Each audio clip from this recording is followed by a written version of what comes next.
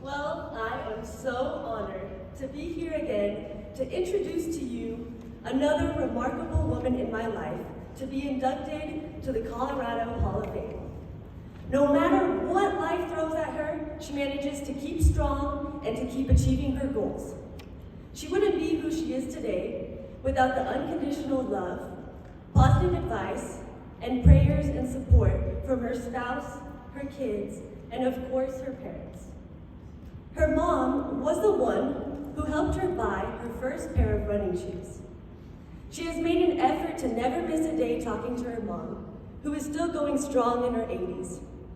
She truly has a big heart, and she spreads her love to all her family and friends who know her. At 25 years old, she was expecting her firstborn child, Carlos. 3 months before she was due, her sister passed away with cancer. And with a heavy heart, she adopted her sister's 10-year-old and 2.5-year-old.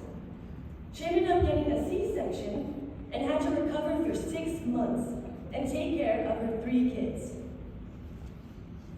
Once she started to feel healthy and strong again, she got back into training. 2 years later, one of her neighbors who was expecting a baby sadly passed away while giving birth, but the baby survived. Once she heard the news, she helped to raise the baby as her own. The next year, at 28 years old, already having 4 children to care for, she gave birth to her baby girl, Wendy.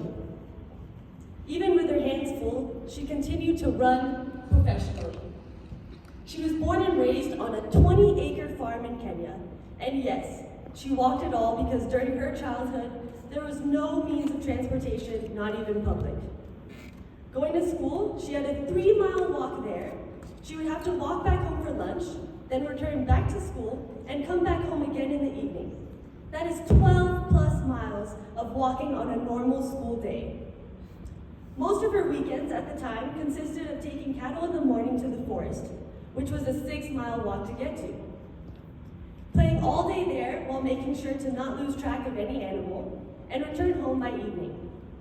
All this walking as a child helped her to build a foundation of strength and discipline, which has made her resilient. Today, she is still running at an elite level at 44 years old. And of course, she had to get in 2 different workouts in preparation for the Boston Marathon before being here today. Ladies and gentlemen, I am proud to introduce to you Edna Kiplagat.